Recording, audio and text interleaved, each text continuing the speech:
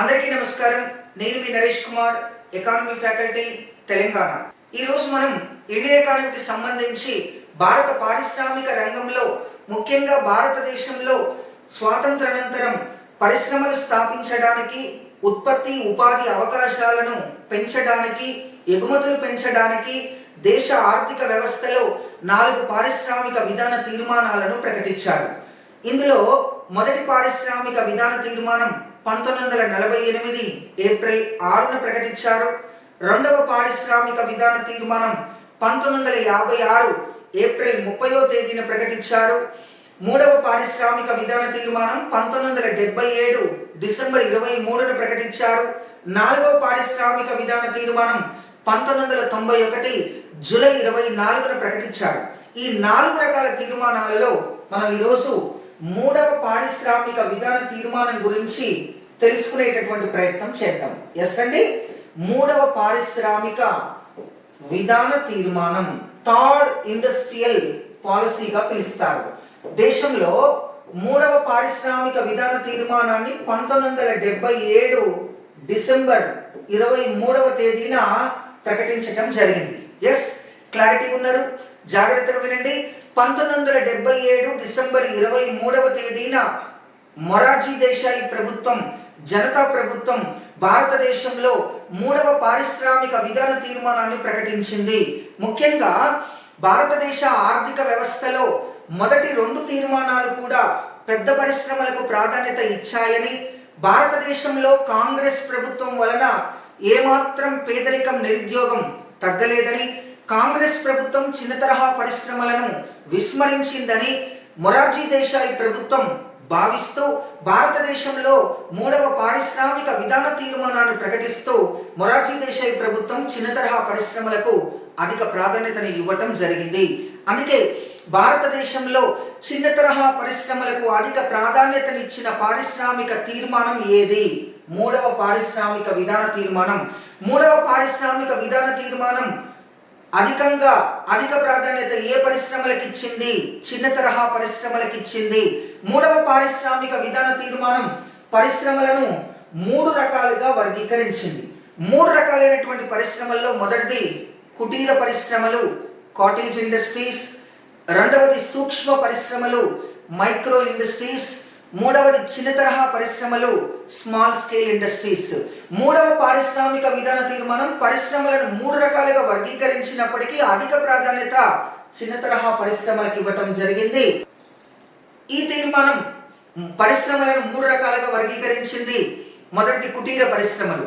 కుటుంబ సభ్యులే ఉత్పత్తిలో పాల్గొంటూ అదనపు శ్రామికులు లేకుండా ముడి పదార్థాలకు మాత్రమే పెట్టుబడులు పెట్టి నిర్వహించబడేటటువంటి పరిశ్రమలను కుటీర పరిశ్రమలు, కాటేజ్ ఇండస్ట్రీస్ గా పిలుస్తారు. ఎస్ అండి, ముఖ్యంగా మన ఇంటి వద్దనే ఇంట్లో ఉన్నటువంటి శ్రామికులే, ఇంట్లో ఉన్నటువంటి కుటుంబ సభ్యులే అదనపు శ్రామికులు లేకుండా ముడి పదార్థాలు, రా మెటీరియల్స్ కు మాత్రమే ఇన్వెస్ట్మెంట్ చేస్తూ నిర్వహించబడేటటువంటి పరిశ్రమలను కుటీర పరిశ్రమలుగా పిలుస్తారు.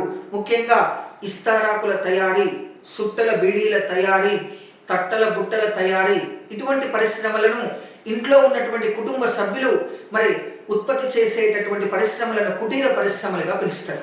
ఇక రెండవది వచ్చేసి సూక్ష్మ పరిశ్రమలు. భారతదేశంలో సూక్ష్మ పరిశ్రమలను ప్రకటించిన తొలి పారిశ్రామిక విధాన తీర్మానం మూడవ పారిశ్రామిక విధాన తీర్మానం.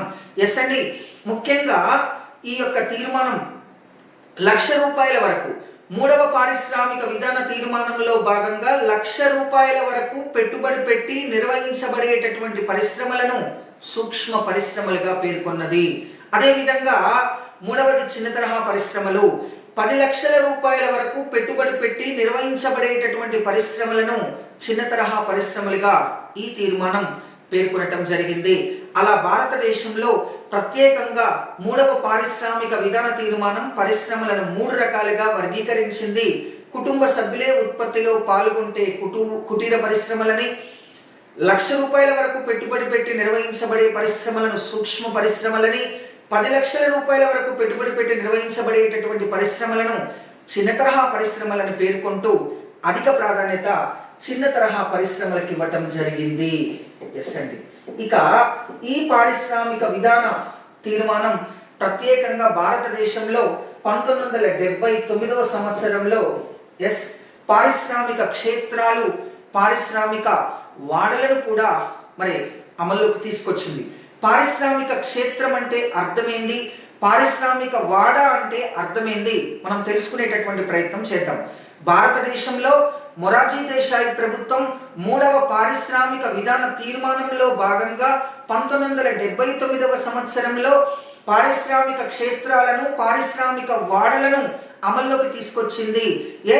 ముఖ్యంగా 60 ఎకరాల కన్నా ఎక్కువ ప్రాంతంలో చిన్న తరహా పరిశ్రమలు విస్తరించి ఉంటే ఆ ప్రాంతాన్ని పారిశ్రామిక క్షేత్రమని, ఒకవేళ చిన్న తరహా పరిశ్రమలు 60 ఎకరాల కంటే తక్కువ ప్రాంతంలో విస్తరించి ఉంటే ఆ ప్రాంతాన్ని పారిశ్రామిక వాడ అని పేర్కొనటం జరిగింది. ఈ పారిశ్రామిక క్షేత్రాలకు, పారిశ్రామిక వాడలకు ఆధునిక రూపమే షెడ్యూల్గా పిలుస్తారు.